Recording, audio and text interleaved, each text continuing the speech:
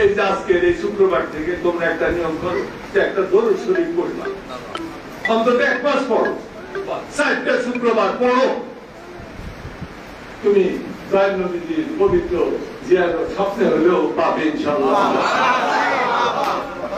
আল্লাহুম্মা সাল্লি ওয়া সাল্লিম আলা নাবিয়িল উম্মি ওয়া আলা আলিহি ওয়া আসহাবিহি আজমাইন।